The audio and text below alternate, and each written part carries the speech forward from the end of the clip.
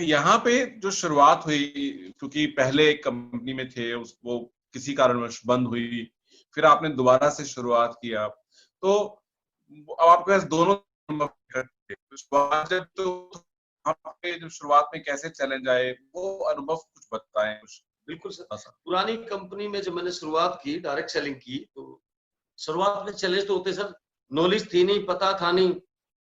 शुरुआत में आने जाने का भी खर्चा बहुत ज्यादा होता था।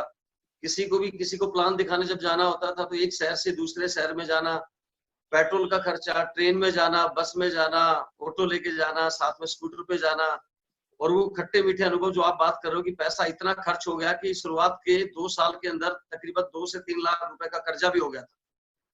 इतने ज्यादा, हाँ, इतनी ज्यादा वो थी, और घर वालों ने साथ नहीं दिया, फैमिली ने किसी ने भी, मेरे दोस्तों ने किसी ने साथ नहीं दिया। लेकिन मेरे को बस 98 में इस इंडस्ट्री के बारे में जब मैं स्टेज के ऊपर देख रहा था ना लोगों को सपने जीते हुए, बस वही जुनून था कि कुछ हो जाए, पीछे नहीं मुड़ना है, आगे बढ़ते रहना। ये चैलेंज आएंगे, दिक्कत आएगी और बहुत सारी चीजें हैं जो रास्ते में रुकावट आएंगी, लेकिन एक दिन सीख कर बहुत बड़ा होगा सर। इसलिए चैलेंज तो शुरुआत में थे, परेशानी थी।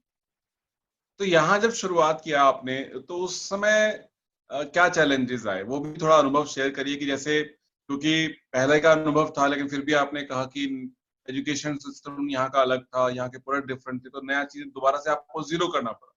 बिल्कुल सर। इसके अलावा फील्ड में जब काम किया, तो क्या चैलेंजेस आए आपको? हालांकि अनुभव था, अ, फिर भी चैलेंजेस आपने कहा कि आए, आसान नहीं था, तो बिल्कुल वो आए सर, थोड़ा बिल्कुल आए। हाँ, जय सर, बताना चाहूंगा यहाँ भी, क्योंकि मैं जिस कंपनी से आया था पिछली कंपनी के अंदर, वो वेस्टीज के अंदर वो प्रोडक्ट सब अलग थे। जी। यहाँ फूड सप्लीमेंट्स के जो प्रोडक्ट थे, मैं जानता ही नहीं था फूड सप्लीमेंट्स का मीनिंग क्या है, होते क्या है। और जब भी मैं जाता था किसी के पास भी, तो लोग बोलते थे, आप डॉक्टर कब से बन गए, आपको कहाँ से अच्छा। नॉलेज हो गई, आपने ये दवाइयां बेचने का काम कब से शुरू कर दिया। तो मेरे को बहुत चैलेंज आए, तो मैंने कहा कैसे बात बनेगी, अब किसी को दे दिया तो दिक्कत हो जाएगी। अब नॉलेज थोड़ा थोड़ा लेने लग रहे थे, लेकिन शुरुआत में एक आदमी मानता नहीं। अपनी फैमिली ने, मेरे परिवार वालों ने एक्सेप्ट नहीं किया था कि ये प्रोडक्ट लेने चाहिए, नहीं लेने चाहिए, ये कहाँ से ले आया, ठीक भी होंगे नहीं होंगे, दोस्तों ने भी, किसी ने नहीं किया। तो इसका बहुत चैलेंज आया था, बहुत बड़ा, मतलब प्रॉब्लम रही स्टार्टिंग में, दिक्कत रही। Right, right, right. तो जैसे आपने कहा कि ये चैलेंजेस आपके पास आए, तो टर्निंग पॉइंट क्या मानते हैं आप इस कंपनी में? ऐसा कौन सा पड़ाव आया जिसको आपको लगता है हाँ, वो मेरी लाइफ का टर्निंग पॉइंट था इस कंपनी में? बिल्कुल बताना चाहूंगा सर। और मैं तकरीबन, मेरे को हो चुके थे इस बिजनेस के अंदर 4 महीने। अच्छा। और 4 महीने जब हो चुके थे, तो मेरा पहला चेक 85 रुपए का था, और मैंने 2 महीने इसमें काम ही नहीं किया, क्योंकि मैं एजेंसी के ऊपर ही था। उसके बाद मेरा दूसरा चेक जब बना था, तो वो मेरा 12,000 का था। तीसरा चेक मेरा 16,000 का था। चौथा चेक मेरा 45,000 का था। तो इस तरह जब मेरा चेक बढ़ रहा था, तो उसके बाद मेरा जो 5वां चेक आया, फिफ्थ मंथ, 5वें महीने का जो चेक था, वो 962 रुपए का था। तो मैं अच्छा। 50,000, हाँ, लगभग 50,000 रुपए महीने से वापिस 962 रुपए पे आया। तो सोचने पे मजबूर हो गया कि आपने अपने प्रयास से अपने जानकार लोगों को वेस्टिज के बारे में जानकारी देकर प्रोडक्ट दे दिए।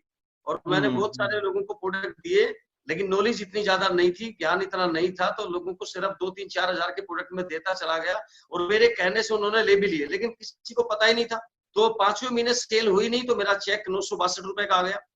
उस टाइम पे सबसे बड़ा मैं बात कहूँ कि मेरे साथ विवेक सक्सेना जी ने पहली बार, एक बार मैं चाहूंगा विवेक सर का दिल से मैं थैंक यू बोलना चाहूंगा। विवेक सर पहली बार मेरे घर पे आए, और विवेक सर ने वेस्टिज के बारे में इतनी सारी चीजें मेरे को क्लियर करी, वेस्टिज का प्लान और बहुत सारी चीजें।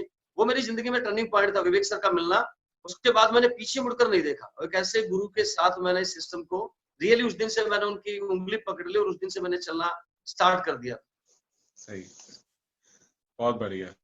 तो उसके बाद देखिए, मैं वाकिफ हूँ, ज्यादातर लोग जानते हैं आपकी कामयाबी के बारे में, लेकिन फिर भी हमारे जो नए लोग इंडस्ट्री में आए, जो नए लोग अभी आए हैं टीम में, उनके लिए एक बार आप बताएं प्लीज कि क्या क्या अचीवमेंट्स रही है आपकी, क्या क्या पड़ाव आपने पार किए।